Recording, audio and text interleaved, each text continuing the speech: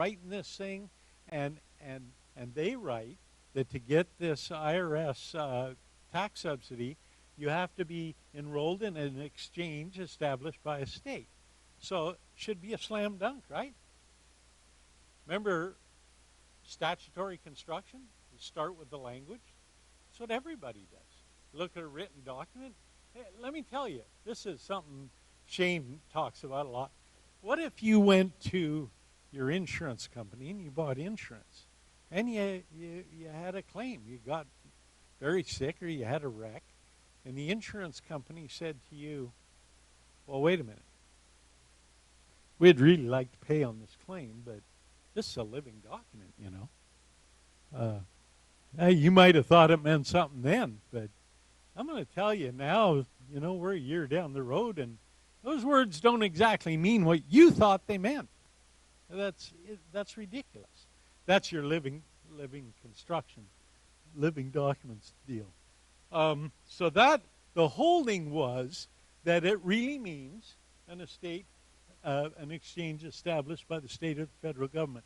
Here's what Scalia, I love Scalia. I don't know how many times I'm going to say that tonight, but it's going to be many. In another scathing dissent, he said, the court holds that when the Obamacare Act says, quote, exchange established by the state, it really means exchange established by the state or the federal government. That is, of course, quite absurd. And the court's 21 pages of explanation make it no less so. Well, I read the court's 21 pages of explanation, and he's right. He's dead on. It is, I think it's a ridiculous opinion.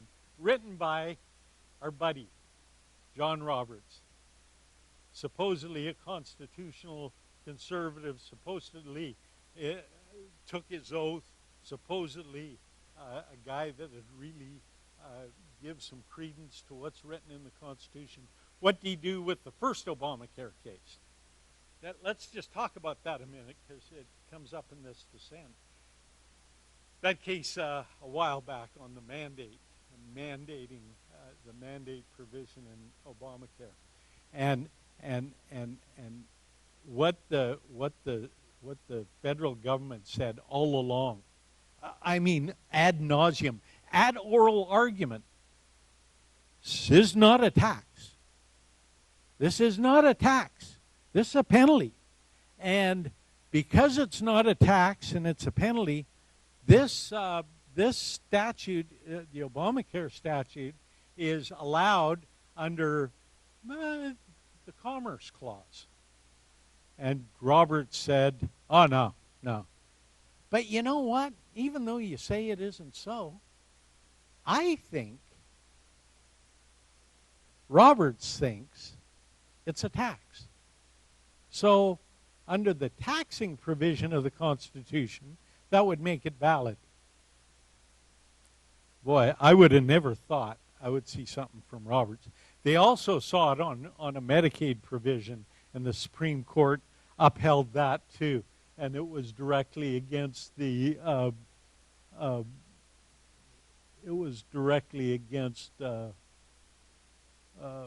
what the language actually said. He said, and I guess I didn't put this in here. Yeah, I did. Having transformed two major parts of the law, the mandate and the Medicaid provision, the Medicare provision, Medicaid provision, the court today has turned its attention to a third and rewrites the law to make tax credits available everywhere. We should start calling this law SCOTUS care. That was my buddy Scalia's thought. Another thing he said in the dissent is something that's very important.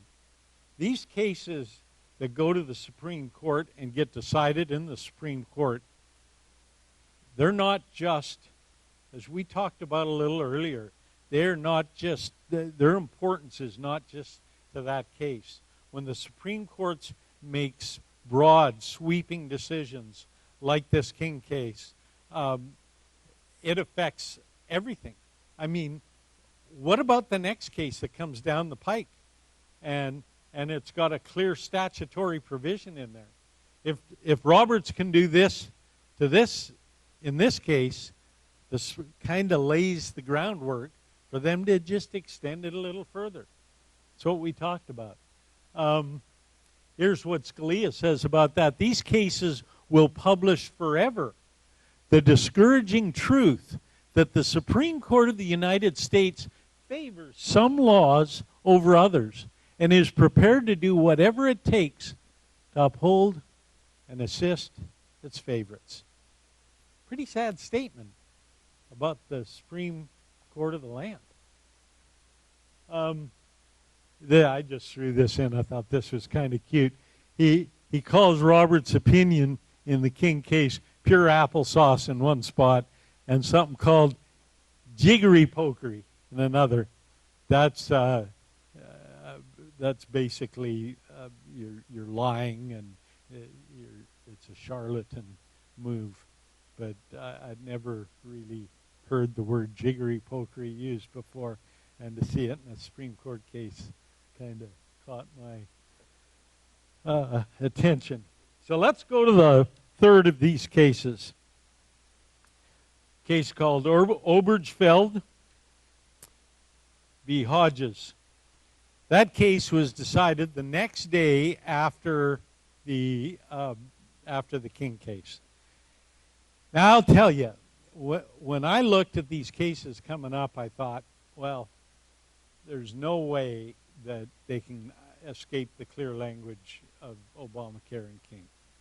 I just thought there's no way. I mean, this will be an easy decision for the Supreme Court. And they slapped me down pretty good on the 25th.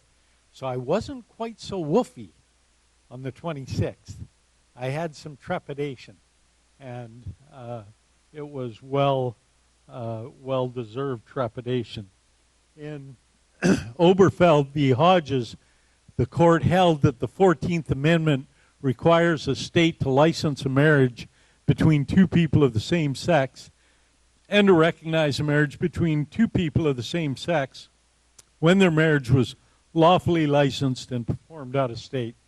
You know, put in short terms, what the court found is that under the 14th Amendment, they found a constitutional protection, a constitutional right to gay marriage, a constitutional right to gay marriage. To get there, they had to find that that right was fundamental. And to get to fundamental, they had to find that right was steeped, rooted is the word they use, and have used for decades, rooted in this country's history and tradition. So to put it another way, in Obergefell, they found that the right to gay marriage was rooted in Americans' history and tradition. Wow. Wow. How you ever get there? Well, I read the case. He didn't really get there either. Our buddy Kennedy wrote that case. And so who are we going to look at?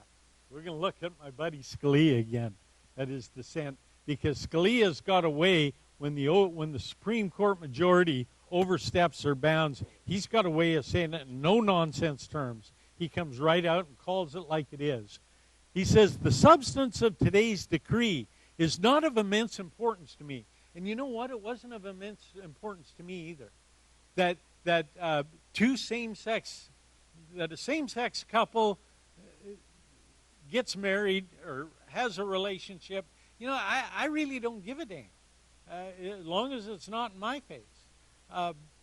But he goes on to say this: the law can recognize as marriage whatever sexual attachments and living arrangements it wishes, and can accord them favorable civil consequences, from tax treatment to rights of inheritance. He says, that doesn't matter to me. That'd be just fine. He goes on to say this, but it is of overwhelming importance, however, who it is that rules me. Today's decree says that my ruler and the ruler of 320 million of Americans, coast to coast, is a majority of 9 lawyers on the Supreme Court. Does that scare you? That scares me. And I think he's dead right. Remember what I said? These cases, their importance and their effect is not limited to this case. What this court did is it found a non-existent, traditional, fundamental right that they say that was supposed to have been rooted in our history and tradition that wasn't, and they found it anyway. Where else can they go? This case, in my view, and understand, this is just my view of the world. This case is Roe v. Wade on steroids. This is the next step. Yeah, we're not talking about the Commerce Clause, though. We're talking about the 14th Amendment and things that we've accepted in this country for 230 years as pretty typical stuff. Traditional marriages between a man and a woman, and that's the way I believe it. This court found something else. And I know this is kind of long, but I think this is pretty good reading. Scalia goes on to say, what really astounds is the hubris reflected in today's judicial putsch. The 5 justices who compose today's majority are entirely comfortable concluding that every state violated the Constitution for 135 years before the 14th Amendment's ratification and Massachusetts permitting of same-sex marriage in 2003. You see, that's where the deeply rooted in history and tradition, yeah, well, good gosh, you can go back to 2003. Massachusetts was all in. 1 out of 50 in D.C. And then he goes on to say, so I think he nails it.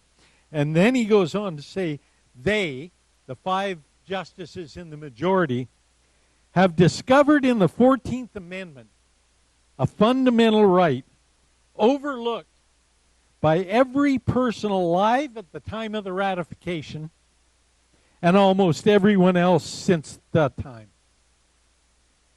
They see what lesser legal minds, and then he gives like Thomas Cooley, John Marshall Harlan, Oliver Wendell Holmes, Louis Brandeis, learned hand. He goes on to list a group of esteemed. I didn't agree with all of those guys. There's a couple of them I thought were pretty flaky, but pretty much recognized as legal scholars, Supreme Court justices and legal scholars.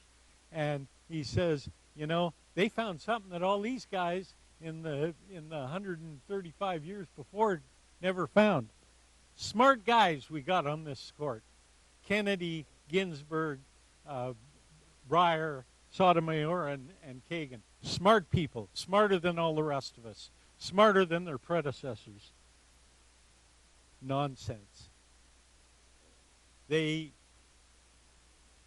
rendered a decision based on what they wanted, the direction they wanted this country to go, whether or not it complied with the Constitution. And that, folks, is nonsense. That's utter nonsense.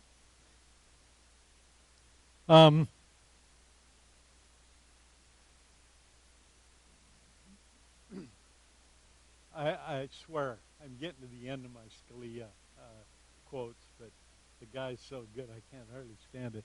He says, the opinion in these cases is the fullest extension in fact, and the furthest extension one can even imagine of the court's claimed power to create liberties that the Constitution and its amendments neglect to mention. What's he saying? Just like we talked about when we were talking about these doctrines of statutory construction. They make it up. They make it up and shove it down our throat. You know why? Because they've got a majority of philosopher kings sitting there in their black robes in the U.S. Supreme Court building. And I think that's I think that's terrible. This practice of constitutional revision by an unelected committee of 9. Remember, these folks have lifetime appointments. They are unelected. They are supposed to be, therefore, independent, arm's length, right? That's why they were given the life appointment, so they didn't have to get into the political mire that they've thrust themselves into in the Oberfell and King cases. He says, always accompanied by an extravagant praise of liberty. And here's what's important about this quote.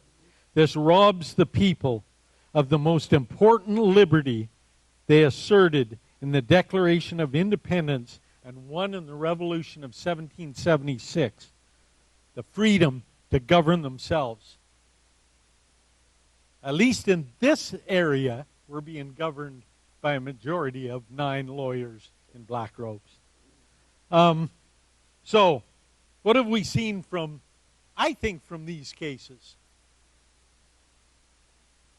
SCOTUS has increased its power and authority far beyond that which was granted in the Constitution. And I think that these justices on a regular basis violate their oath, violate their oaths of office to support the Constitution and to take care of it. As a result, the doctrine of separation of powers. Everyone know what that doctrine is? Doctrine of separation of powers. It's a fundamental cornerstone of of this country's form of government, right? Three co-equal branches of government. The executive, who have limited powers under what? Article 1, right? Article 2. I meant to start with the legislative. Yeah. I meant to start with the legislative. So the legislature is the other arm. Under Article 1, their powers are outlined. The judiciary is the third branch. And you know what the purpose of that separation of powers doctrine is? And it's worked very well for a lot of years. I mean, as Shane tells people over and over and over, we've got much the oldest Constitution ever developed in this country. And one of the reasons that we've survived is the separation of powers. Because you got limited powers. They're set out in the Constitution. Article 1, the legislature. Article 2, the executive. Article 3, the judiciary. And they, the concept is they are kind of protective about their powers. If the executive branch walks on my powers as a legislature, I'm gonna get my Constitution out and wave it around, say, hey, get out of the building. You're in the wrong turf. Same thing with the judicial branch. Well, here's what happened. Obamacare, and I'm going to push it right to the edge. Obama, how long's he been violating this separation of powers doctrine? How long is what's that? That's a great answer, because that's dead right. And you know what? It culminated in one of the worst moves that I think I've ever seen a president make, and that's in November of 2014 when he allowed this executive immigration bill order. Executive amnesty is what it's fondly called. And the federal government, the executive branch, says, well, that's just prosecutorial discretion. Let me tell you, I'm not going to get into the definition of prosecutorial discretion, but that position is absolute drivel. He legislated, and he knows it. And he told us. How many remember him looking you in the eye and saying, they don't play ball, I got a phone and a pen.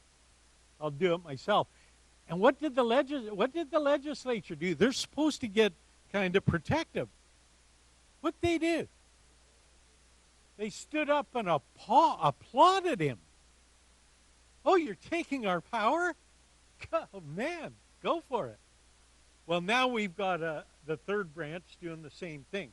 Don't tell me when they rewrite Obamacare 3 times that they're not legislating.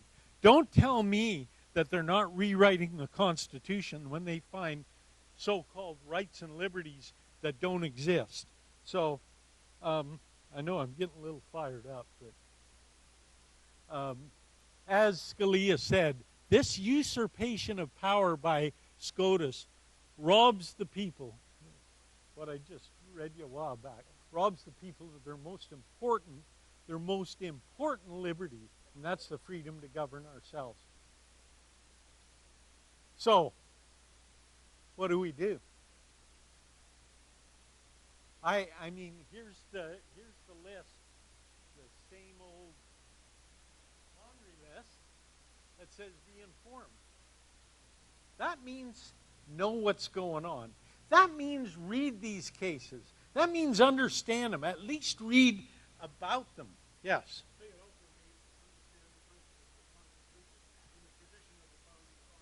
Absolutely. I think you're dead right. Where? Okay.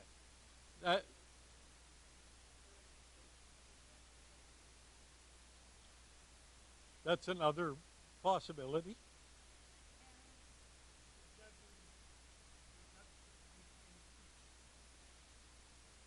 Yeah, they can be impeached, but, good luck. I mean, they can be impeached for high crimes and misdemeanors. I think that I think they commit a high crime or misdemeanor when they violate their oath. But how many times has Barack Obama violated his oath to protect and support this Constitution? And how many times has he been impeached? It's viable, but I think it's very tough to do. I'm not saying don't do it. Listen, nothing is off the table. We've got a constitutional crisis in this country, a constitutional crisis that we need to take whatever steps allowed under the law are available to us. Let's go through these. So, know your rights. We've talked about that. Be vigilant. Here's another thing. How many times do conservatives just sit back and kind of, this doesn't affect me. I'll just stand up. Stand up for this country. Stand up for this Constitution. We've got the greatest country in the world. Just ask my boy from South Africa. He'll tell you. We got the greatest country in the world, and we're too willing to sit by and let them nibble away at our freedoms. That's got to stop. Let your voice be heard. Here's a good, you want something to talk about? Senator Mike Lee, when he anticipated this decision in Burwell. Am I locked into 30 seconds, or can I have another minute? I'll take it. 2, 3, 4, 5. Mike Lee, senator from Utah, he anticipated this decision in Obergefell. And he introduced a bill called the First Amendment Defense Act, and to kind of override this, to make sure that I mean, you can see some of the fallout from this Obergefell case that I think is going to happen. They're going to be attacking religions that preach the gospel, that preach the Bible, the biblical teachings, that homosexuality is a sin, and they are going to get this case in their face, and they're going to end up litigating. That's happening. Mike Lee brought this bill in the Senate, and I'd suggest, I think we ought to take a hard look at it. Read the bill, pull it up, see what the status is, and if you agree with Mike Lee, I hate to even say this, call your senators That means call Jeff Flake and McCain. Do the best you can. Doesn't matter whether it works or not. That's what we should be doing.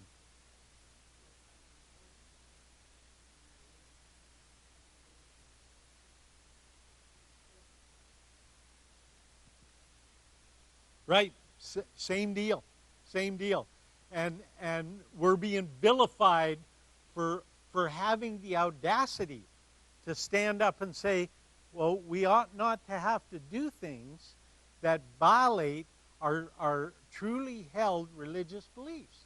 If you do that, you're vilified. You're a homophobe if you do that.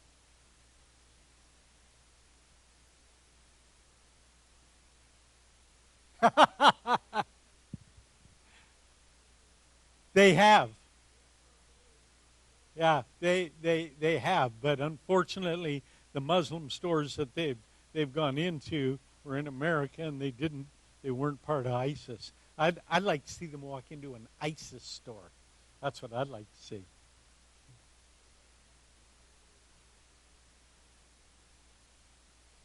Yep. I mean, all that stuff's coming down the road.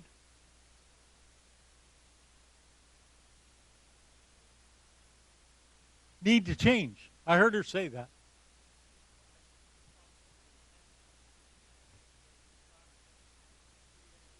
Yeah.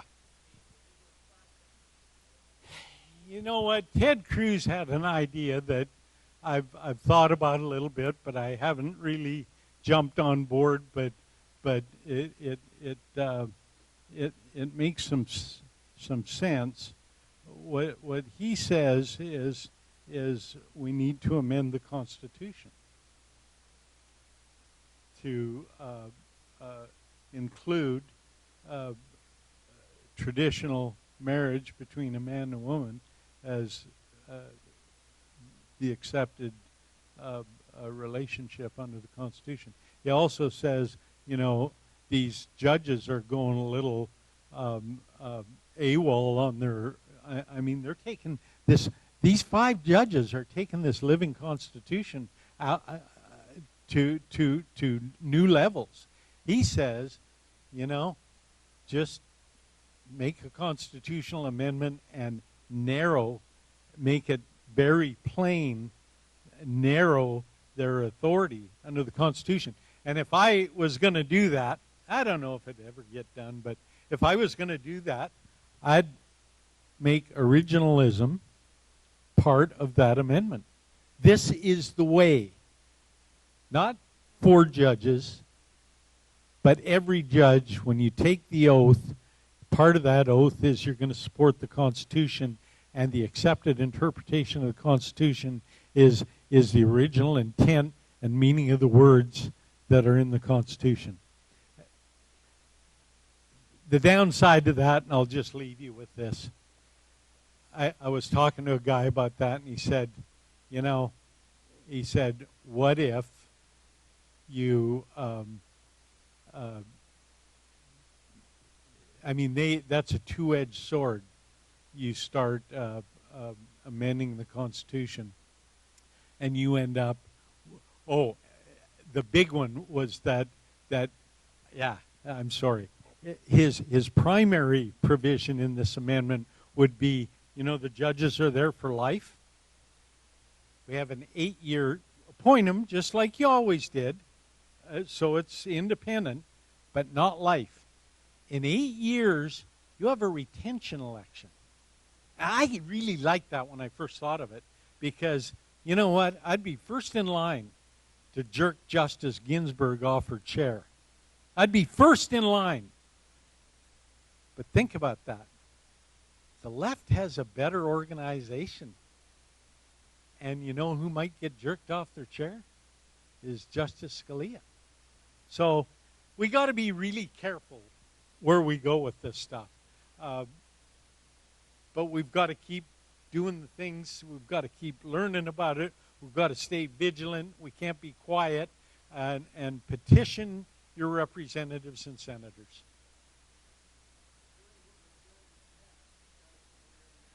Yeah.